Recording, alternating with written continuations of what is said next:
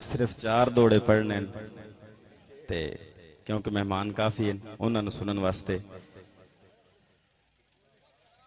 अल्लाह ने जो किए हैं वो फरमान देख लो, अलहम्द से लेकर वन्नास तक कुरान देख लो।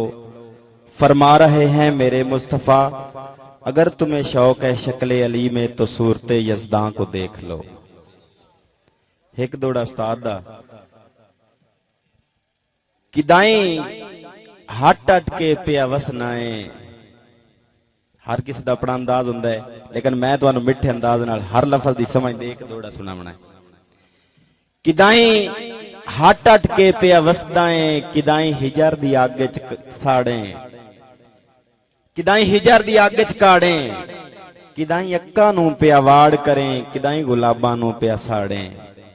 ते तेरा उल्टा नहीं ज़ेन जनाब डिठा, जो रत्ती नाल शेर नाल आड़े, ते गैर दी चिट्ठियां नू चुम के रखें, खातमार मुनीर दे पाड़े। गैर दी चिट्ठियां नू चुम के रखें, खातमार मुनीर दे पाड़े।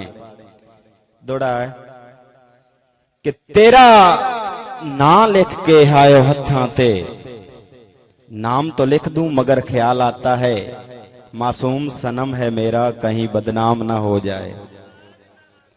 कि तेरा ना लिख के आयो हत्थां ते, नित रोज चुमेंदा रमजी, तेरे प्यार ता पागल कर सटिया है वदा खाक ते सौंदा रमजी।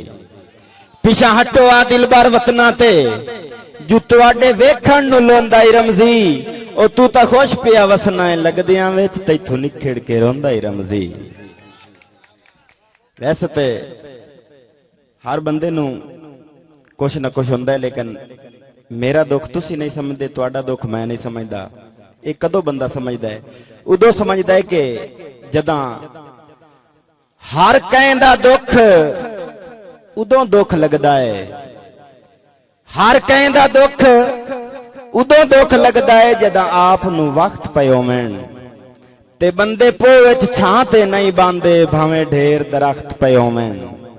ते कदी रब दी आई नहीं मुड़ सकदी, कदी रब दी आई नहीं मुड़ सकदी। उच्चे जेडे ही बख्त पे होवन, जैना छड़ना होवे रमजी छोड़ वैंदे भावें ताज ते तख्त पे होवन। जैना छड़ना होवे रमजी छोड़ वैंदे भावें ताज ते तख्त पे होवन। इंजे लिखी आई रब साईं किस्मत मेरी, इंजे हाई साडी तकदीर है। इंजे लिखी आई रब साईं किस्मत मेरी, इंजे हाई साडी तकदीर है। जेड़े वसन दे सुफने वेंदा हा हाई झूठी ओ ताबीर है। जो बख्तां दे बेली गुरबत विच गए यकदम बदल ज़मीर है, कदी फुटण दी सोची नाई रमजी हुआ कर गए सजन अखीर है।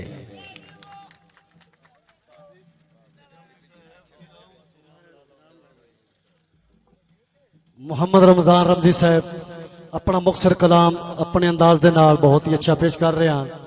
दोस्तों, बुक रो के जिसनू दुख दसना वो बशर मुलाजिम छाजर होंदा है।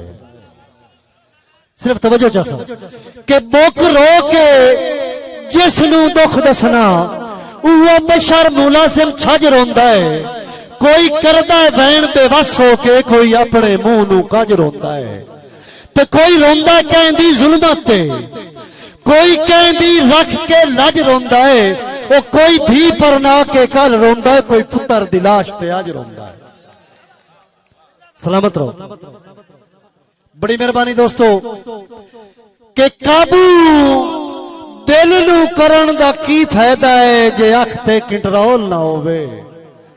वो पी पी के ठाण दा मकसद कोई नहीं जे मस्त माहौल ना होवे।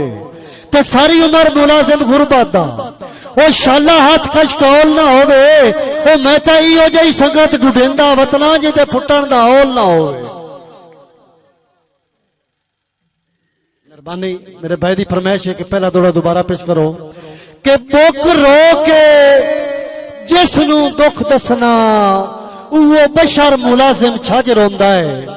कोई करदा है वैन बेबस होके, कोई अपने मुंह नू काजर होंदा है। ते कोई रोंदा है कहंदी जुल्मत ते, ओ कोई कहंदी रख के लज रोंदा है। कोई धी पर ना के कल रोंदा है, कोई पुत्र दी लाश ते अज रोंदा है। तो दोस्तों साडे अगले मेहमान शहर मैं यकीन नाल अक्सां और उम्मीद करना कि तुहाडे दिलां नूं जरूर महसूस करनगे और इंशाअल्लाह जेड़ी दात थोड़ी जी लुका के बैठे हो, मेरी ये यकीनी गल है कि वो जरूर तुहाडे कोल दात लई सी।